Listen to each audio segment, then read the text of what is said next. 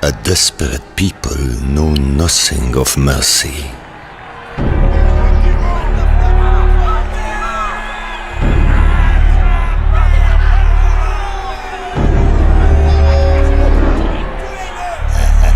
For years, we the people had suffered the cruelty of men too fed to starve, too rested to care. But no more.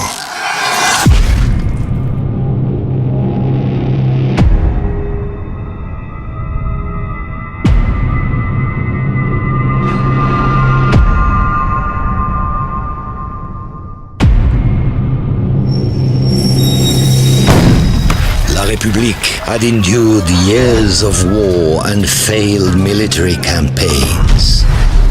A play for power by kings who cared more for their legacy than their people. With the nation deeply in debt, the nobility carried on with their lavish lifestyles, ignoring our struggles and levying taxes upon us to shoulder the load for La France. We starved in the streets, tossed aside like rats.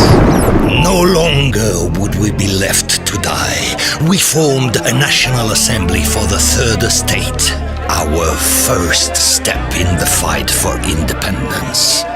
Yet, we never could have known the dangers that lie waiting. The National Assembly vowed for life. We were willing to do what was needed, violently, if necessary. We surged, unstoppable. The taste of freedom and liberty fell upon each of our lips. When La Bastille fell, we grew hungrier, not for bread or for grain, but for justice. Even His Highness wasn't safe from our reach. For too long had he dismissed our threats. Let him try to ignore us now. After ordering the death of the king, one man thirsted for control. He claimed to represent the people against the monarchy, but was far more dangerous than any king. Maximilien de Robespierre. The slightest suspicion of counter-revolution was met with death. Mere rumors and speculation saw many of us meet our end. Families torn apart by Robespierre's reign. A reign of terror. Hundreds of thousands dead. Streets ran red with blood. But the reign of terror would not last. Robespierre knew he was to meet the very end he had brought upon so many. While fighting his arrest, he tried to make his escape, but he was unsuccessful. A bullet to the jaw to remind him of his failure. A desperate people know nothing of mercy. Liberté, égalité, fraternité!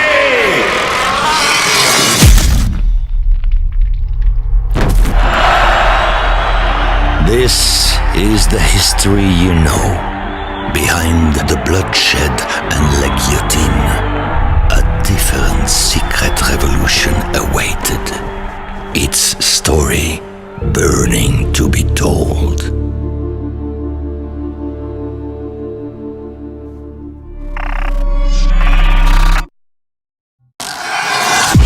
Everything that comes up, I'm like, oh my God, how am I going to make this work? I'm in between making a movie and an album and I'm on tour. Let's throw a video game in the mix.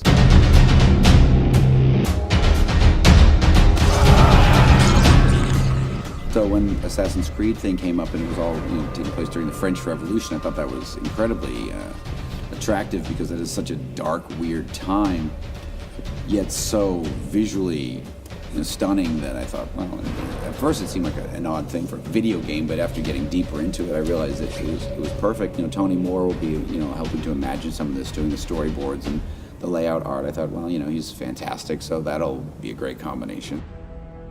I'm Tony Moore, comic book illustrator. Most people know my work from The Walking Dead. It's definitely an awesome opportunity to get to work with, guys like Rob and Justin on a project that's got the profile of Assassin's Creed. And, the story itself is really fun because there's no shortage of things to noodle on or, kind of sink your teeth into as far as the subject matter goes. When Ubisoft first approached us about producing the project, they had a very specific outline of some key events that they wanted us to touch on that took place during the French Revolution. So we gave Rob a very specific sort of framework to work with him, but we gave him enough room that he could put his stamp on it and really, put some of his really brutal visualizations to the story. I would look at the reality of what went on in the French Revolution, the way things were done, and I just thought, it's not like there's tons of film footage of all this going down, other things could have happened, and I would just look at each situation and kind of put my own twist on it and thought, well, that probably could have happened, and this could have happened, or this could have looked like that. I had a lot of fun drawing a simple frame, but King Louis XVI's severed head just laying on the ground, and you can see the kind of like ham steak of the neck. It was awesome because I could, lay it in and put all the details in there. And then when I hand it off to Justin, I don't have to worry that it's going to get misinterpreted because he's probably the one other person I could hand it to who also knows what the cross-section of a human neck looks like. The way that Tony works, it's completely different than the way that I do my layouts. Doing all the detail shots where it's super close-ups of, like a knife in an eye or a severed head or just something spurting out of something. It's really fun. And watching what the post team is doing is really cool, where they're doing like the 3D mapping and changing the stuff that I see is kind of generally flat and turning it into a world. What I love about Tony Moore's artwork is it's so expressive and intense, and he takes you into these situations that are so fun to animate because the characters almost will themselves to life. Kyle from New Science really wanted to see how far we could push the envelope, so we developed some new techniques to bringing the characters and environments to life in an organic way that was true to the original art.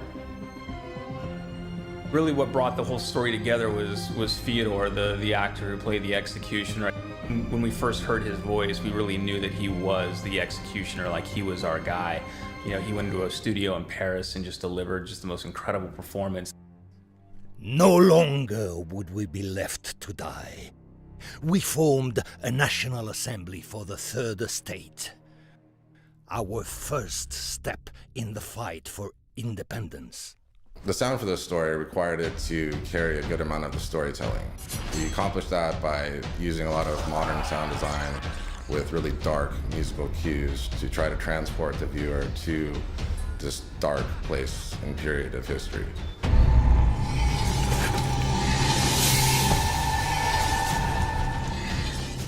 I think that's probably quintessentially Rob is that juxtaposition of sexiness and just gross. And it's what makes his stuff all work. I think it's probably what's made it work, in his music videos since the beginning and now his movies and stuff too. I got aware of the materials and looked at it. I got, interested and inspired and wanted to be part of it. And once my brain clicks in to be part of something, then I kind of have to do it. It's just outside of the realm of what I usually do, like just enough that it's challenging, which keeps it engaging. And in that aspect, it's been a load of fun and probably one of the coolest games I've ever gotten to work on.